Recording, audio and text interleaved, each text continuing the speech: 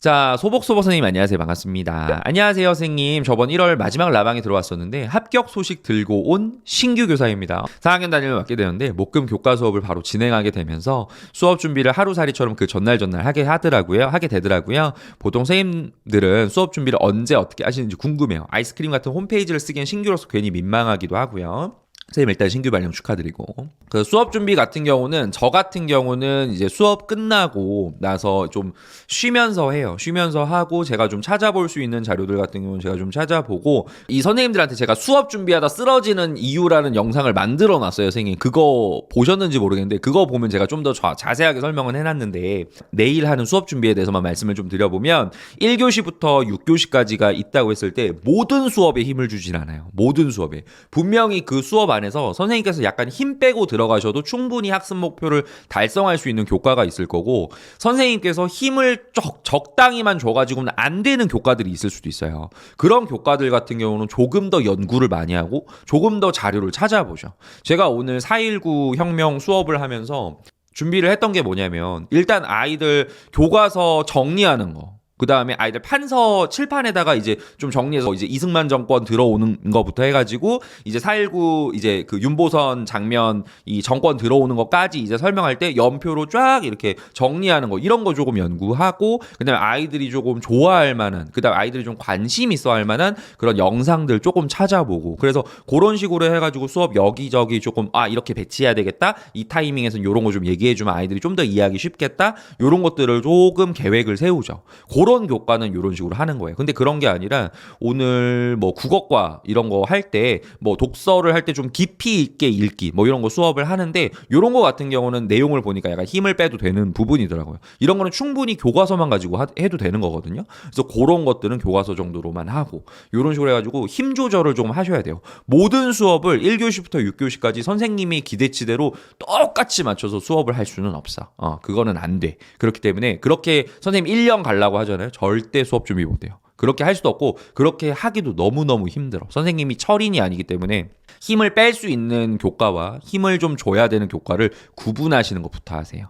구분하시는 것부터 그렇게 하시면서 수업 준비해 나가시면 더 선생님께서 좀 여유롭게 하실 수가 있고요. 그 다음에 수업 준비라는 것도 이제 우리 신규 선생님들께서 많이 안 해보신 거잖아요. 경력이 쌓이다 보면요, 점점 스킬들이 늘면서, 그리고 점점 선생님의 역량이 올라가면서 훨씬 더 질 높은 수업을 할 수 있게 돼요. 선생님이 조금만 힘 주셔도 힘을 빡 준 수업처럼 느껴지게 되고, 선생님이 정말로 편안하게 하신 수업인데도 굉장히 퀄리티적으로는 좀 잘 나오는 그런 수업들이 계속 나올 겁니다. 그렇기 때문에 지금 너무 급한 마음 갖지 마시고, 선생님 지금 컨디션 조절 잘해 나가시면서, 우리 1년 마라톤 하는 거예요, 선생님. 그렇기 때문에 컨디션 조절 잘해 나가시면서 힘 줄 때와 뺄 때를 잘 보시면서 수업 준비해 나가셨으면 좋겠다, 선생님께 말씀드려 봅니다. 자, 그 다음 헤이 아머 선생님, 수업 시간에 말실수를 했는데 하루 종일 마음이 무거워요. 중국 음식에 관한 사진인데 기이한 음식이 섞여 있었는데 그걸 확인 못하고 애들이 말하니까 당황해서 이상한 음식도 있네요, 이런 식으로 말해버렸습니다. 어떤 마음가짐을 가지면 좋을까요? 에휴. 그 수업 준비 자료 같은 경우는 미리 다 보셔야 돼요. 선생님 미리 한번 다 체크해 보셔야 되고, 선생님께서 약간 좀 외부에서 자료를 갖다 쓰시는 경우에는 이 자료가 나중에 문제 상황이 없을 만한지 한번 다 확인을 하고 보셔야 돼요. 그러니까 이 자료를 보여줬을 때 아이들이 어떤 반응을 보일지 예상을 한번 하셔야 된다는 거예요.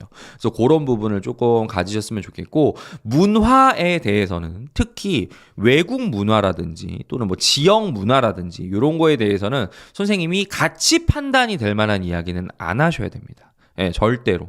그러니까는 이거는 우리나라 사람들이 보기에는 약간 조금 이상할 수도 있고 저건 왜 그러지? 라는 생각이 들 수도 있지만, 이거는 그 나라의 문화니까 문화 다양성의 측면에서 바라봐줘야 돼 라는 식으로 선생님께서 말씀을 하실 수가 있어야 돼요. 네. 아이들이 선생님 저게 뭐예요? 이상해요. 저런 걸 어떻게 먹어요? 막 이렇게 얘기를 할 수 있어요. 근데 너희들이 그렇게 생각할 수 있다. 이거 우리나라 사람들한테는 익숙하지 않은 거니까 당연히 너희들 그렇게 생각할 수 있다. 하지만 이 나라 사람들한테는 이게 당연한 걸 수도 있고 문화이기 때문에 우리가 그런 거는 받아들일 수 있어야 된다. 그렇다고 너네 보고 이거 먹으라고 하는 거 아니지 않니? 라고 하면서 그렇게 하시면 될 것 같아요. 그래서 항상 말씀드린 게, 수업 자료 같은 경우는 항상 수업 들어가시기 전에 미리 한 번 더 체크는 하셔라 라고 말씀드립니다.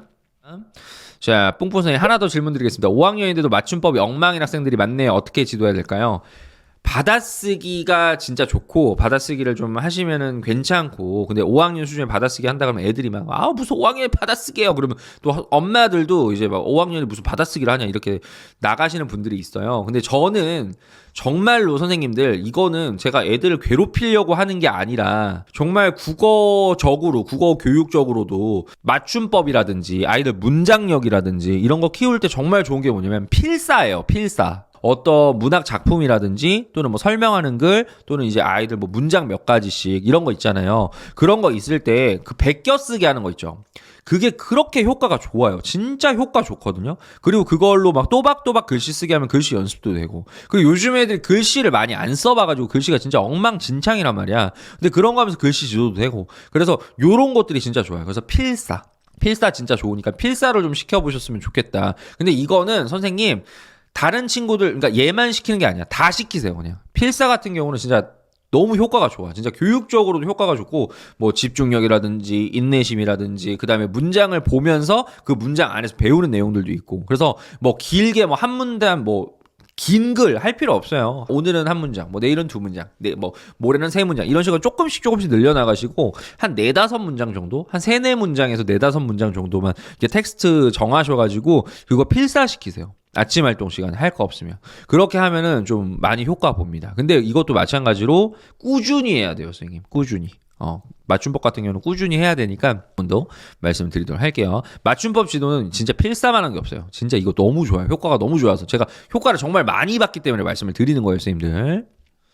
자, 나영웅 선생님 안녕하세요. 반갑습니다. 안녕하세요, 선생님. 이번에 대학교를 졸업하고 신규 교사로 고등학교에 다니고 있습니다. 제가 무경력이 고3 단위가 교과 수목 수업은 3개를 맡고 있어요. 그리고 익숙하지 않은 행정 업무, 학생 지도는 할 일이 너무 많아서 수업 준비와 연구는 퇴근하고 하고 있는데요. 아직 계약한 지 얼마 안 지났지만 매일매일 수업 준비를 하느라고 잠을 거의 못 자고 출근하고 있습니다. 길게 보고 컨디션 조절을 해야 되는 부분 잘 알지만 자꾸만 수업의 퀄리티와 걱정 때문에 잠에 못 들고 준비를 하고 있네요. 잠이 부족하다 보니 에너지가 부족해서 수업할 때 힘이 들고 정신이 없는 것 같아요. 주변에서는 처음이니 그런 거니 시간이 지나면 나아질 거라도 하시는데 역시 시간이 약일까요?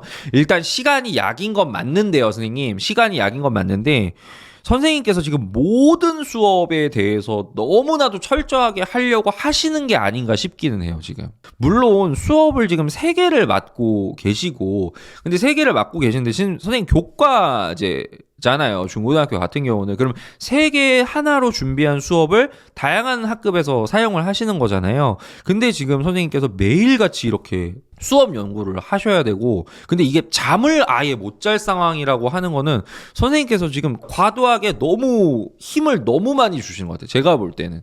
그래서 요거는 조금 선생님께서 수업 준비하는 과정을 한 번 더 다시 돌아보셨으면 좋겠고요. 아직 업무가 익숙하지 않다 보니까 업무 시간이 조금 오래 걸릴 거예요. 그러다 보니까 선생님께서 수업 준비하는 시간이 조금 적어지시고, 근데 또 선생님께서는 모든 수업을 또 완벽하게 준비하고 싶으시고, 그러다 보니까 지금 수업 준비하는 시간이 너무 길어져가지고 지금 잠도 못 주무시는 건데, 선생님 오히려 생각을 해보세요. 잠을 많이 못 주무시면 선생님 멍한 정신으로, 몽롱한 정신으로 지금 아이들 앞에 쓰게 되는 거잖아요. 그러면 오히려 수업 퀄리티가 더 떨어져요. 그냥 진짜 맨정신에 라이브로 그냥 수업하는 것보다 수업 퀄리티가 더 떨어질 수밖에 없다고. 그러니까는 요거는 제가 볼 때는 좀 잘못됐습니다, 선생님. 그래서 선생님께서 지금 다시 한번 보세요. 선생님 수업 준비하는 과정을. 내가 너무 많은 것까지 지금 한꺼번에 다 준비를 하려고 하는 게 아닌가라는 생각이 들고, 3과목을 전부 다 힘을 주지 마세요, 선생님. 분명히 3과목 안에서도 힘을 줘야 되는 단원이 있을 거고 힘을 빼도 되는 단원이 있을 거라고. 그리고 그 단원 안에서도 힘을 줘야 되는 차시가 있을 거고 힘을 빼도 되는 차시가 있을 거거든요. 그 경중을 좀 봐가시면서 선생님 하셔야 돼요. 그거 없이 그냥 무작정 나는 완벽하게 퀄리티 높은 수업만 할 거야 라고 하고 들어가는 거는 선생님 몸만 가지고 오히려 수업의 질을 떨어뜨려요. 그냥 오히려 선생님께서 뭔가 투입은 굉장히 많이 하셨는데 선생님께서 아이들한테 제대로 전달을 못 하시다 보니까 애들이 뭔가 수업이 약간 산만하다고 느껴지게 돼. 그러면 오히려 수업적인 성과, 선생님이 목표로 하셨던 학습 목표 이런 거 달성할 수 없어요. 성취 기준 달성할 수 없습니다. 그러니까 이 부분에 대해서는 선생님께서 조금 더 면밀하게 좀 검토를 하셨으면 좋겠어요. 그래서 그런 부분 말씀드리도록 하겠습니다.